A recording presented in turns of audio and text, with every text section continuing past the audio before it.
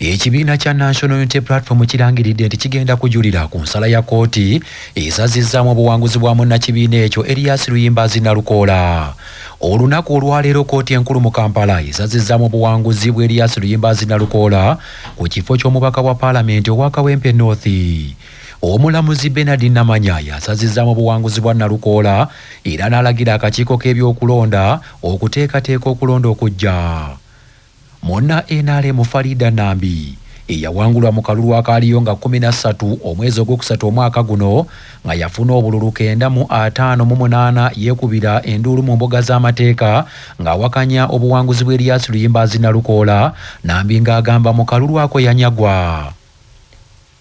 Mu nsala y'omulamuzi Namanya yeesigamye ku nsonga bbiri: omubadde akakiiko k'ebyokulonda okulemererwa okubala ssaako okulangirira ebyo ebyava mu bifo ebironderwamu 14 ng'ebifo ebyo byalimu abalonzi 1,664 abaali beewandiisa okulondera mu bifo ebyo, ssaako okulumiriza Erias Luyimbazi Nalukoola nti ye kennyini ku lunaku olw'okulonda yakola kakuyege mu bifo bibiri okwali ekifo ewalonderwamu ku Mbogo Primary School ne ku kyalo Kazo ekikontana n'amateeka g'ebyokulonda.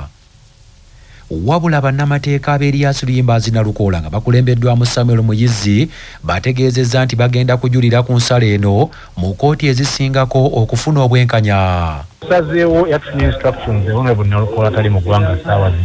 Newankubadde tukkiriziganyizza naye n'ekibiina kya National Unity Platform yabadde endowooza yaakyo ne baddayo Kawempe North n'akalulu bakawangula. Naye tulowooza tusobola kuleka nsala efaanana bw'eti mu nkola bw'eyinza okujulizibwa mu misango egigenda okujja mu maaso ate ne twongera okufuna ensala enkyamu kuva mu kkooti. Kwe kusalawo wamu nga tetwekutuddeemu tujulire ensala eno mu kkooti oba. Ebyo nga bikyali bityo, bannakibiina kya NRM basanyukidde ensala ya kkooti esazizzaamu obuwanguzi bwamu na NUP Erias Luyimbazi Nalukoola.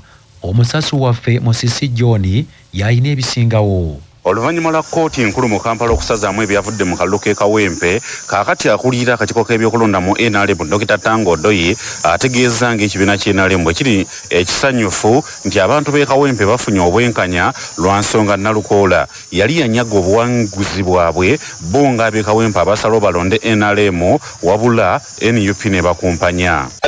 I think it is the right thing to do. The people must have justice. You cannot defraud over 16,000 people and you say that you are an aim of all the people. Good if the ruling says there should be re-election. If the time for re-election is not there, we shall cross that bridge once we get. But we are happy. I'm happy as chairman NRM Electoral Commission that justice has been served to the people who messed up the election. Ono ayongeddeko abantu bonna ab'e Kawempe baali boogeza eddoboozi limu nti NRM yalina okubakiikirira mu Paalamenti nti era singa Nalukoola ajulira mu kkooti bagenda kulindira ki ekinaddako ate era n'ensalawo ya kkooti ani agenda okudda mu Paalamenti oba kulonda kwe kuddamu byonna babirindiridde.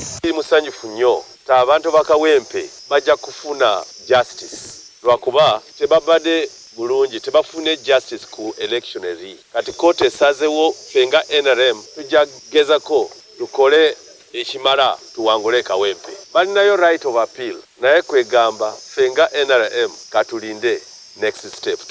Ndi musanyufu nnyo nga chairman wa Electoral Commission wa party. Olwakina 8 CBS FM radio olwasa mayinja munnanda gwe Musisi John.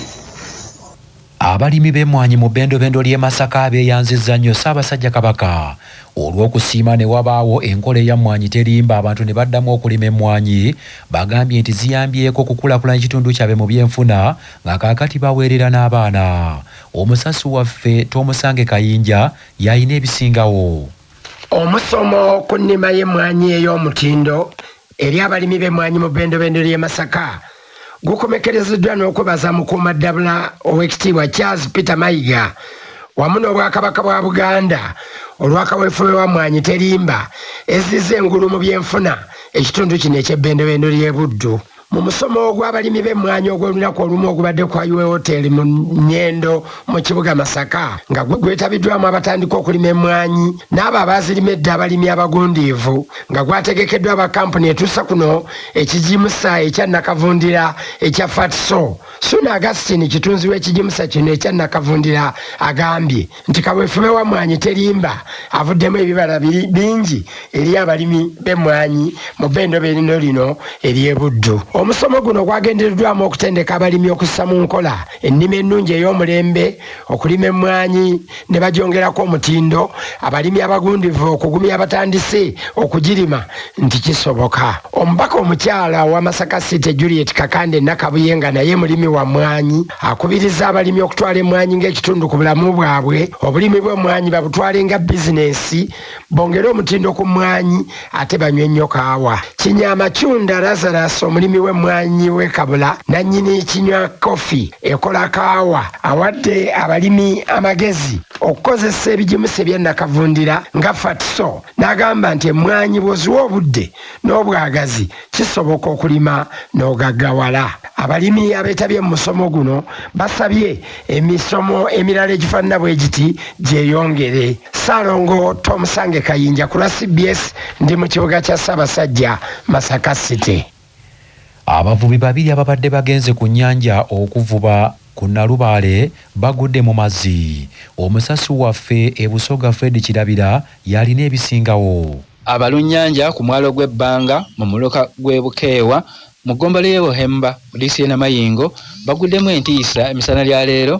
Bannaabwe babiri ababadde bagenze ku nnyanja Nalubaale okuvuba bwe bagudde mu mazzi. Bano abogeddeko ne rediyo eno bagambye nti munnaabwe omu nga ye Kawudu Sonia wa myaka 28 afiiriddewo ate omulala nga ye Makolo John aweze gye bukulu 23 asobodde okuwuga n'atuuka ku lukalu era bwe batyo ne bamuyoolayoola ne bamulusa mu ddwaliro gy'ali mu kufunira obujjanjabi. Abatuuze bano bagamba nti ababiri babadde bagenze ku mazzi batere bafune ekyokulya wabula empewo nti yekubye akaato ke babadde beeyambisa ne kabayiwa mu nnyanja. Poliisi y'e Namayingo eze n'etwala omulambo guno ne gwekebejjebwe era neerabula abo bonna abakyakozesa amaato agatakizibwa mu mateeka okukikomya bunambiro. Ku lwa Abbas Radio Buganda ey'obujjajja Fred Kirabira e Namayingo Busoga.